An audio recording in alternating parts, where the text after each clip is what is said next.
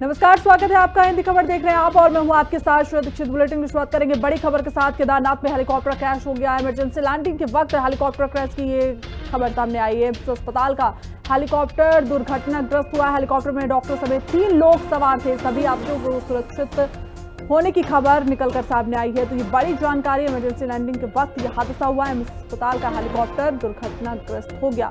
तो आपको बता दें कि हेलीकॉप्टर में डॉक्टर समेत 3 लोग सवार थे, लेकिन फिलहाल जो जानकारी निकलकर सामने आ रही है वो कि सभी लोग सुरक्षित हैं। तो ये तस्वीर जब हेलीकॉप्टर क्रैश हुआ तो इमरजेंसी लैंडिंग के वक्त ये घटना हुई और उस दौरान हेलीकॉप्टर दुर्घटनाग्रस्त हो गया। ये तस्वीर उस वक्त की देखिए जब हेलीकॉप्टर दुर्घटनाग्रस्त हुआ और किस तरीके से जमीन पर गिरा। पर छक्के उड़ गए हेलीकॉप्टर के, लेकिन अच्छी खबर यह है कि उसमें बैठे सभी लोगों को सुरक्षित बाहर निकाल लिया गया। तो आपको बता दें कि एम्स अस्पताल का ये हेलीकॉप्टर था जो दुर्घटनाग्रस्त हुआ।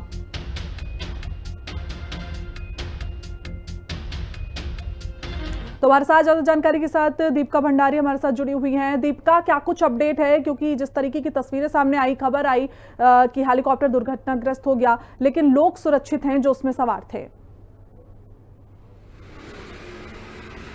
जी बिल्कुल, देखिए अभी से कुछ ही देर पहले ये घटना जो ये बताई जा रही है, जो ये हेलीकॉप्टर है वो ऋषिकेश एम्स का हेलीकॉप्टर था जो कि मेडिकल इमरजेंसी के लिए केदारनाथ जा रहा था। तभी लैंडिंग के दौरान अचानक से हेलीकॉप्टर का जो बैलेंस है वो बिगड़ जाता है और जो उसका पिछला हिस्सा है यानी कि जो टेल है वो जो है टूट जाती है, जिसके बाद बैलेंस बिगड़ जाता है, हेलीकॉप्टर नीचे गिर जाता है। लेकिन सबसे अच्छी खबर ये है, सुखद खबर ये है कि इसमें जो भी सवार थे, इसमें ये कहा जा रहा है कि पायलट के साथ 2 डॉक्टर एम्स के जो सवार थे वो बिल्कुल सुरक्षित है, क्योंकि लैंडिंग के दौरान जैसे ही हेलीकॉप्टर नीचे लैंडिंग के लिए जैसे ही नीचे आता है, वैसे में पीछे जो टेल है वो टूट जाती है, वो दुर्घटनाग्रस्त हो जाती है। और ऐसे में जो पायलट है उसकी सूझबूझ से इमरजेंसी लैंडिंग जो है वो अच्छे से हो जाती है। ऐसे में इस हेलीकॉप्टर में सवार 2 एम्स के डॉक्टर और पायलट जो है वो सुरक्षित रह जाते हैं। इसके बाद एसडीआरएफ की टीम, पुलिस की टीम मौके पर पहुंचती है और तीनों को रेस्क्यू करती है। फिलहाल तीनों सुरक्षित है, ऐसी कोई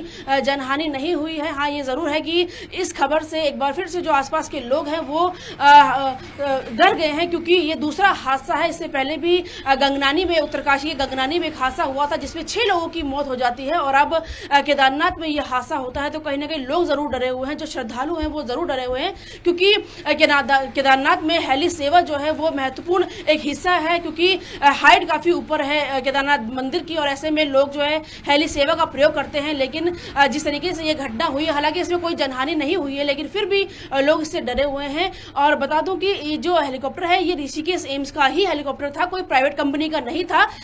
केदारनाथ में किसी की तबीयत खराब होती है या फिर मेडिकल इमरजेंसी के लिए इनको फोन आता है तो ऋषिकेश एम्स का जो हेलीकॉप्टर है वो मेडिकल इमरजेंसी के लिए केदारनाथ जाता है। ऐसे में वहां पर हादसे का शिकार हो जाता है, क्योंकि कई बार ये अफवाह भी उड़ाई जा रही है कि जो ये हेलीकॉप्टर है वो प्राइवेट कंपनी का है, लेकिन नहीं, ये हेलीकॉप्टर ऋषिकेश एम्स का ही है, जो कि मेडिकल की सुविधा के लिए, चिकित्सा सुविधा के लिए केदारनाथ जा रहा था। क्योंकि इस बार जो चारधाम यात्रा है उसमें सरकार ने स्वास्थ्य सुविधाओं को देखते हुए तमाम जो अस्पताल है उनको अलर्ट मोड पे रहने को कहा था। अगर कोई भी मेडिकल इमरजेंसी होती है तो तुरंत उनको वहां पहुंचना होगा। ऐसे में ऐसे कोई वाकया वहां होता है तो ऐसे में ऋषिकेश एम्स का हेलीकॉप्टर वहां जा रहा होता है केदारनाथ में, तभी वो हादसे का शिकार हो जाता है। लेकिन अच्छी खबर यही है कि सभी सुरक्षित है। बिल्कुल दीपिका, बेशक ये अच्छी खबर है कि सभी सुरक्षित हैं और किसी तरीके का नुकसान फिलहाल अभी तक सामने नहीं आया है। लेकिन हेली सेवा केदारनाथ में जाने जो दर्शन करने जाते हैं उनके लिए बहुत महत्वपूर्ण हो जाता है, लेकिन जब इस तरह की खबर सामने आती है तो बेशक श्रद्धालुओं के मन में डर बैठ जाता है। जी बिल्कुल, देखिए जिस तरीके से अभी कुछ ही दिनों पहले उत्तरकाशी के गंगनानी में एक जो हेलीकॉप्टर है वो क्रैश हो जाता है, जो कि देहरादून के सहसधारा से उत्तरकाशी जो यमुनोत्री है वहां पर जा रहा होता है। ऐसे में वो हादसे का शिकार हो जाता है। तब से उस हादसे में जो है 6 लोगों की मौत होती है, जो कि आंध्र प्रदेश के बताए जाते हैं। ऐसे में लोग तभी से डरे हुए हैं कि हेलीकॉप्टर की जो सुविधा है उसे किस तरीके से। तमाम जानकारी के साथ जुड़ने के लिए आपका बहुत बहुत शुक्रिया। इसी बीच आपको सीधे सुनवा देते हैं मुख्यमंत्री पुष्कर सिंह धामी क्या कुछ कह रहे हैं। उसी नवाचार को, उसी नए काम को राज्य के अंदर भी अपनाया जा रहा है। ये ई वाउचर एसएमएस और क्यूआर कोड के रूप में किसानों के मोबाइल पर भेजा जाएगा, जैसा अभी यहाँ से श्री गौरव कुमार जी ने बड़े विस्तार से बताया, जिसके माध्यम से वो किसान अधिकृत केंद्रों या विक्रेताओं के पास जाकर खाद, बीज, दवा सहित विभिन्न आवश्यक वस्तुओं का क्रय करके इसका लाभ उठा सकेंगे। भाइयों बहनों, जब मुझे इस प्रणाली के बारे में बताया गया तो मेरे मन में स्वाभाविक रूप से कई प्रश्न उठे कि किस प्रकार से हमारे किसान भाइयों को इस नई प्रणाली का लाभ मिलेगा, उनको कैसे जानकारी मिलेगी और कितने प्रभावी ढंग से हमारे किसान भाई उसको समझ पाएंगे और कितना हमारे विभाग के लोग उनको समझा पाएंगे। क्या हमारे किसान भाई बहन इसे बहुत सहजता से, आसानी से अपना सकेंगे? वैसे आज हमारे किसान पहले से ही अनेक योजनाओं की जानकारी अपने मोबाइल पर प्राप्त कर रहे हैं, चाहे वो फसल खरीद से जुड़ी सूचनाएं हों या मौसम से जुड़ी जानकारी हो या फिर अनुदान या सब्सिडी से संबंधित कोई संदेश हो। फिर भी मैं इस योजना से जुड़े हुए सभी अधिकारीगणों से, कृषि सचिव महोदय से, अपने अन्य अधिकारियों से ये उनको सुझाव देना चाहता हूं कि आप हमारे किसान भाई बहनों को ई रूपी प्रणाली के सही और प्रभावी उपयोग हेतु समुचित उनके प्रशिक्षण की व्यवस्था भी सुनिश्चित करें। और जितने लोग यहाँ आए हैं वो तो भली भांति समझ ही लेंगे, लेकिन मैं चाहता हूँ कि आप सबके माध्यम से हमारे प्रदेश के एक एक किसान को इसकी जानकारी हो जाए। जिन योजनाओं की जानकारी आप सबको है, मैं ये भी चाहता हूँ कि आपके माध्यम से अन्य किसान भाइयों को भी इनकी जानकारी मिले।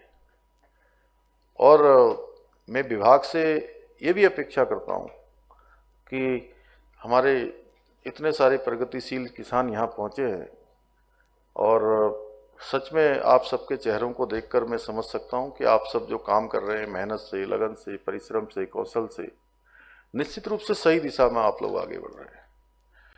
लेकिन आपसे मेरी अपेक्षा है कि जितनी सरकार की योजनाएं हैं, जितनी ये योजनाएं लॉन्च हुई हैं, इन योजनाओं की जानकारी एक सामान्य किसान को भी पहुंचनी चाहिए। और जो प्रशिक्षण का हमारा कार्यक्रम है, वो प्रशिक्षण का कार्यक्रम अनवरत रूप से, क्रमवार रूप से नए लोगों को भी, जैसे हम नवाचार को अपना रहे हैं, विभाग का भी काम होना चाहिए कि नए लोगों को भी जो है इस नवाचार को हम पहुंचाएं। हमारी टेक्नोलॉजी पहुंचे, हमारे अनुसंधान पहुंचे, हमारी खोजें पहुंचे, कृषि की हमारी नीतियां पहुंचे। उसके लिए जरूर आप व्यवस्था करें। इसके लिए गांव से लेकर विभिन्न स्तरों पर प्रशिक्षण के कार्यक्रम आयोजित किए जाएं और प्रशिक्षण के साथ साथ हम अन्य जो नवाचार हम करने वाले हैं या किसानों के लिए जो हम अन्य अच्छी योजना लाने वाले हैं या पहले से चलने वाली हमारी योजनाएं हैं, हमारा उद्देश्य होना चाहिए कि अधिक से अधिक किसान इसका लाभ उठा पाएं और अपने जीवन को आगे बढ़ा पाएं और आदरणीय प्रधानमंत्री जी का जो स्वप्न है कि किसानों की आय दुगनी होनी चाहिए, उस दिशा में वो भी आगे बढ़ पाए। क्योंकि जब तक हमारे अन्नदाता इस नई तकनीकी का सही प्रकार से उपयोग करना नहीं सीखेंगे, तब तक इसका वास्तविक लाभ उन तक नहीं पहुंच पाएगा। मुझे पूरा विश्वास है यदि सही तरीके से ये जागरूकता फैलाई जाए और हमारे किसान इस नई प्रणाली को उतनी ही सहजता से अपना लेंगे जितनी तेजी से वह आज अन्य माध्यमों से जुड़ते जा रहे हैं। भाइयों बहनों, आदरणीय प्रधानमंत्री श्री नरेंद्र मोदी जी के नेतृत्व में और उनके मार्गदर्शन में हमारी सरकार प्रदेश के किसानों की आय को बढ़ाने के लिए निरंतर प्रयास कर रही है। साथ ही हम राज्य की जटिल जलवायु, भौगोलिक परिस्थितियों को ध्यान में रखते हुए कृषि क्षेत्र के लिए वैज्ञानिक दृष्टिकोण पर आधारित नई नई नीतियां भी बना रहे हैं। इसी क्रम में आज जहां एक और राज्य में कीवी, ड्रैगन फ्रूट, मिलेट जैसे उच्च संभावना वाले उत्पादों को बढ़ावा देने हेतु कीवी नीति, ड्रैगन फ्रूट नीति और मिलेट नीति की हम शुरुआत करने जा रहे हैं, वहीं सेब की तुड़ाई के बाद भंडारण, सॉर्टिंग, ग्रेडिंग हेतु सेब तुड़ाई उपरांत आगे बढ़ेंगे। हल्द्वानी में बीजेपी की तिरंगा यात्रा में सीएम पुष्कर सिंह धामी शामिल हुए तो ऑपरेशन सिंदूर की सफलता पर यह यात्रा निकाली गई। आतंकवादियों को मिट्टी में मिला देंगे। सीएम का ये बयान आतंकवाद के खिलाफ प्रहार करने में सफल रहे। तो तिरंगा यात्रा पूरे देश में निकाली जा रही है। हल्द्वानी में आज तिरंगा यात्रा निकाली गई और इसमें मुख्यमंत्री पुष्कर सिंह धामी भी शामिल हुए। तिरंगा यात्रा में सीएम पुष्कर सिंह धामी शामिल हुए। उन्होंने कहा कि ऑपरेशन सिंदूर की सफलता के बाद ये यात्रा निकाली गई। आतंकवादियों को मिट्टी में मिला देंगे। भारत की तरफ जो भी नजरें उठाकर देखेगा उसका यही हश्र होगा। तो आतंकवाद के खिलाफ किस तरीके से भारत अपनी लड़ाई लड़ रहा है उसका एक पैगाम देते हुए तिरंगा यात्रा पूरे देश भर में बीजेपी निकाल रही है। तो हल्द्वानी में भी आज ये तिरंगा यात्रा निकाली गई और ये तस्वीरें देखिए किस तरीके से हजारों की संख्या में कार्यकर्ता, आम जनता भी इस तिरंगा यात्रा का हिस्सा बनी। तो साफ तौर पर तिरंगा यात्रा के माध्यम से ये संदेश देने की कोशिश की गई कि भारत किसी को छेड़ता नहीं है, लेकिन जो भी भारत को छेड़ने की कोशिश करता है उसे छोड़ता भी नहीं है।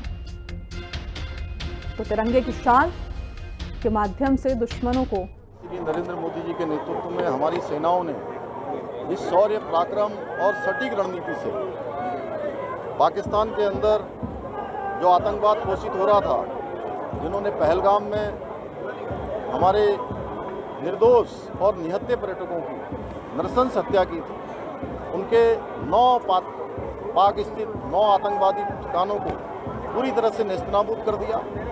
पाकिस्तान के अंदर इस प्रकार से हमारी सेना ने हमला किया कि 4 दिनों के अंदर ही पाकिस्तान घुटनों पर आ गया। उसको सीज फायर करना पड़ा, युद्ध रोकना पड़ा, गिड़गिड़ाना पड़ा। हम इस बहादुरी के लिए, स्पष्ट नेतृत्व के लिए, दूरदर्शी नेतृत्व के लिए, मजबूत नेतृत्व के लिए जहां आदरणीय प्रधानमंत्री जी का धन्यवाद करते हैं, वहीं हम सेनाओं का जिन्होंने शौर्य, पराक्रम और साहस का परिचय दिया, उनका अभिनंदन करते हैं। देवभूमि उत्तराखंड है और देवभूमि के हर घर से कोई सेना में है, कोई अर्धसैनिक बलों में, और तिरंगा शौर्य सम्मान यात्रा में देहरादून हो, चाहे हल्द्वानी हो, टनकपुर हो या कोई स्थान हो हमारा, जहाँ भी आज सैनिकों के सम्मान में यात्रा निकल रही है, जनसैलाब सड़कों पर आ रहा है। इस बात का प्रमाण है कि पूरा देश सैनिकों के साथ है, पूरा देश एकजुट है। आगे बढ़ते हैं, खबर चंपावत से है, जहां ऑपरेशन सिंदूर में भारतीय सेना के अदम्य पराक्रम और शौर्य प्रदर्शन के सम्मान में तिरंगा यात्रा निकाली गई। सैकड़ों लोगों ने इस रैली में भाग लिया और पाकिस्तान मुर्दाबाद के नारे भी लगाए। चंपावत के GIC प्रांगण से मुख्य बाजार तक तिरंगा यात्रा निकाली गई। यात्रा में बीजेपी के कार्यकर्ताओं के साथ ही पूर्व सैनिक संगठन और स्कूली बच्चों, महिलाओं ने बढ़ चढ़कर हिस्सा लिया।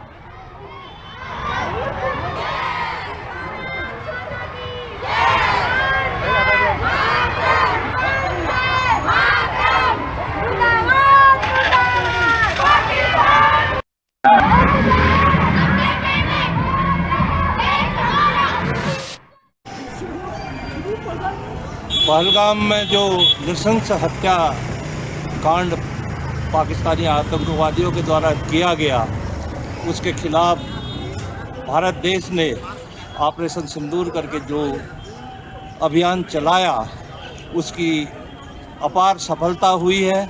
पाकिस्तानी आतंकवादियों के अड्डे को ध्वस्त किया गया है और हमारी सेना ने जो पराक्रम इस समय पूरे विश्व में अपनी धाक जमाई है, उस सेना के शौर्य के लिए, उस सेना के उस शौर्य को अभिनंदन करने के लिए, उसको आगे बढ़ाने के लिए यह तिरंगा यात्रा पूरे देश में निकाली जा रही है। जो पाकिस्तानी सेना, पाकिस्तानी आतंकवाद द्वारा जो पहलगाम में हमारे निर्दोष नागरिकों को मारा गया था, उसके जवाब में जो भारतीय सेना ने जो ऑपरेशन सिंदूर करके चलाया गया था, उनका जो पाकिस्तानी आतंकवाद का कड़ा मुकाबला किया था, उनको कड़ा जवाब दिया गया था। उसके उपलक्ष्य में आज हमें जो राष्ट्रीय द्वारा यहाँ पर कार्यक्रम किया गया है, जो आज हमारे जिले में है और बहुत भारी संख्या में यहाँ पर हमारा जो कार्यक्रम रहा है, इसमें हमारे सभी संगठन, हमारे भारतीय पार्टी, व्यापार संघ, पूर्व सैनिक, हमें सभी तरह के बच्चे, हमारे विश्व हिंदू परिषद, हिंदू मंच, बजरंग दल और जितने भी हमारे संगठन है, पूरे लोगों ने हमारा साथ दिया। आगे बढ़ते हैं, खबर देहरादून से है, जहां कैबिनेट मंत्री गणेश जोशी ने पुरुकोल गांव का दौरा कर मसूरी देहरादून विकास प्राधिकरण के अवस्थित मद से स्वीकृत लगभग 3 करोड़ रुपए के लागत से निर्माणाधीन सामुदायिक भवन का निरीक्षण किया। निरीक्षण के दौरान मंत्री जोशी ने कार्यदायी संस्था के अधिकारियों को निर्देश दिया कैबिनेट मंत्री गणेश जोशी ने कहा कि निर्माण कार्यों में गुणवत्ता से कोई समझौता न हो, निर्माण कार्यों को तय समय सीमा के अंदर पूरा किया जाए।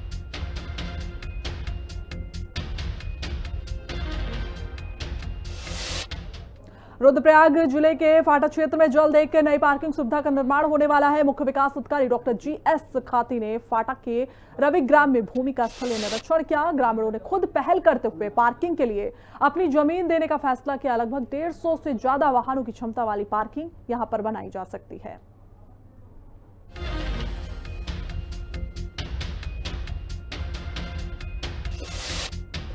फाटा पार्किंग जो है माननीय मुख्यमंत्री की योजना में समावेशित पार्ट है और इसमें जो है एक बार देखा गया था तो वन भूमि का एक दिक्कत आ रही थी, तो हम लोगों ने लोगों से आह्वान किया कि वो अपनी इसके लिए जमीन दें।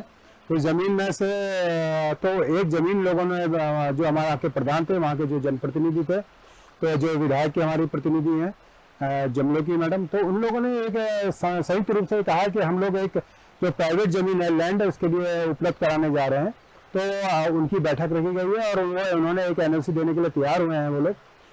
वहां पर तक जिस जगह पे मैंने देखा उसका मुआयना करा, मेरे साथ में जो हमारे इंजीनियर्स थे वो भी मौजूद थे। उत्तराखंड में चारधाम यात्रा की शुरुआत के बाद पहले 2 सप्ताह में पिछले साल की तुलना में 31% यात्री कम आए थे, जिसके लिए कांग्रेस ने सरकार पर ठिकरा फोड़ा है। कांग्रेस प्रदेश उपाध्यक्ष सूर्यकांत धस्माना ने कहा कि नैनीताल में नाबालिग के साथ रेप की घटना को सांप्रदायिक रंग देने से देश दुनिया में गलत संदेश गया और इसलिए पर्यटकों के साथ ही तीर्थयात्री भी चारधाम यात्रा से दूरी बनाए हुए हैं। वहीं बीजेपी ने इस बयान को लेकर कांग्रेस को आड़े हाथों लिया।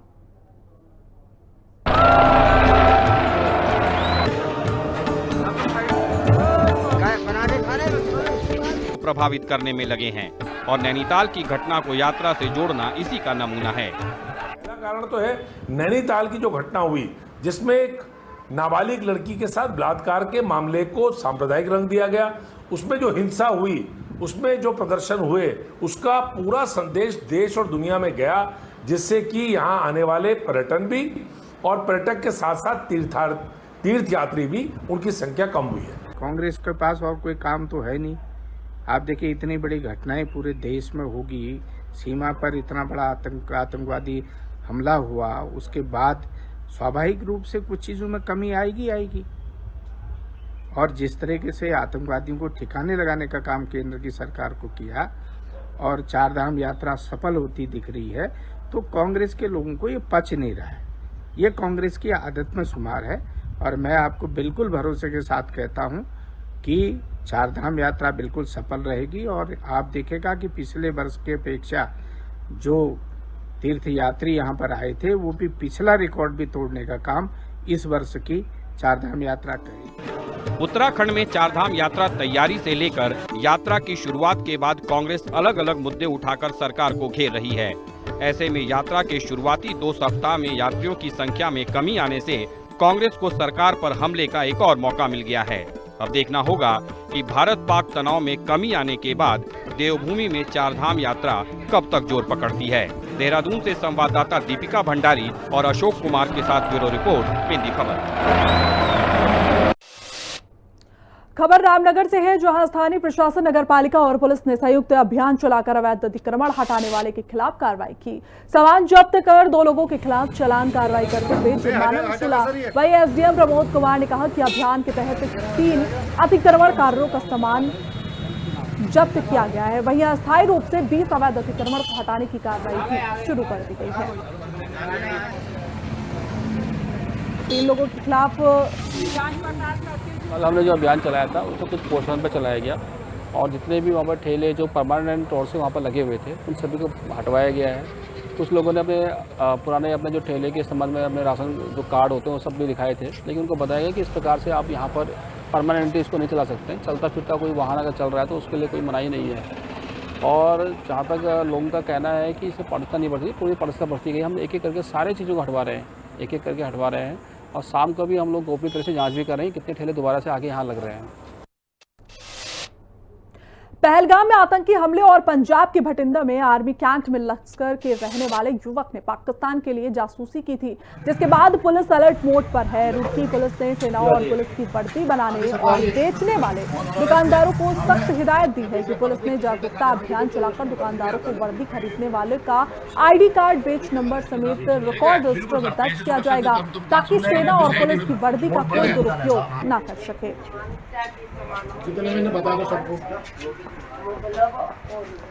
पांच जासूसी करने वाला अरेस्ट हो चुका है। इसके बाद लगातार पुलिस अलर्ट नजर आ रही है। पुलिस ने दुकानदारों को सख्त हिदायत दी है।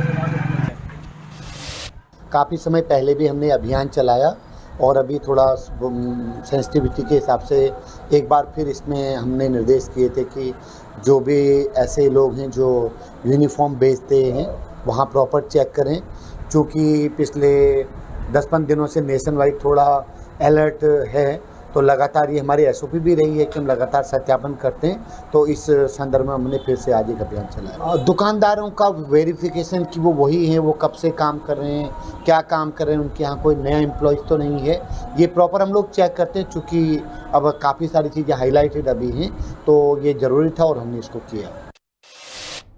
कालाढूंगी विधानसभा के बैल पड़ाव न्याय पंचायत में सरकार जनता के द्वारा कार्यक्रम का आयोजन किया गया। कालाढूंगी विधायक बंशीधर भगत ने कार्यक्रम की अध्यक्षता की। नैनीताल जिलाधिकारी वंदना सिंह ने जनता की समस्याएं सुनी और सभी विभागीय अधिकारियों को समस्याओं का तुरंत समाधान करने के निर्देश दिए। वहीं विधायक बंशीधर भगत ने लंबित सभी समस्याओं को जल्द समाधान होने की बात भी कही।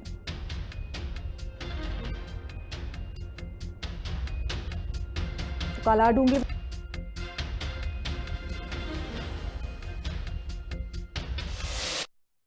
कोटाबाग ब्लॉक में बहुत ज़्यादा पानी की समस्या, सड़क की समस्या, बिजली की समस्या, नलकूपों की समस्या बहुत टाइम से चल रही थी।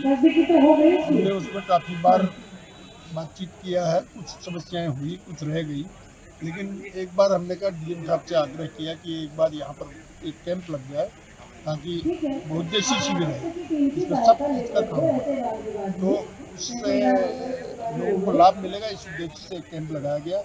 जिला अधिकारी, CDO, SDM सारे विभागों के अधिकारी यहाँ आए हैं और सबकी समस्याओं को व्यक्तिगत रूप से सुना जा रहा है। और हमने तो विशेष फोकस किया है पेयजल और शौचालय नलकूप पर, तो उसमें सभी से बातचीत हुई है। जो गांव इन्होंने जो हर घर जल हर घर नल योजना में नहीं लिया है, जल जीवन मिशन में, उन गांवों को वो फिर हैंडओवर कर रही है। जो हम लोग ये सभी जगह लगा रहे हैं जन सुनवाई शिविर, कालाढूंगी में आज बैलपड़ाव क्षेत्र में हम लोगों ने लगाया, अन्य एरियाज़ में भी जनपद के इस तरह के कैंप जन सुनवाई लगने हैं। लोगों को इससे काफ़ी लाभ हो जाता है। विभाग के अधिकारी मौके पर आते हैं, उनकी जो शिकायतें होती हैं विभाग के अधिकारी को वहीं बता दी जाती हैं और कुछ लोग उसी दिन स्थल निरीक्षण भी कुछ समस्याओं में हो जाते हैं। तो यहाँ काफ़ी लोगों की समस्याएं आई हैं और सभी विभागों के अधिकारी यहाँ उपस्थित रहे। ज़्यादातर समस्याएं पेयजल को लेकर थी, सिंचाई को लेकर थी, आपदा से संबंधित कुछ मैटर्स थे, वन विभाग से संबंधित कुछ मामले थे, सड़कों के मामले भी 1-2 निकल कर आए, तो उन सभी में सकारात्मक कार्रवाई हुई है।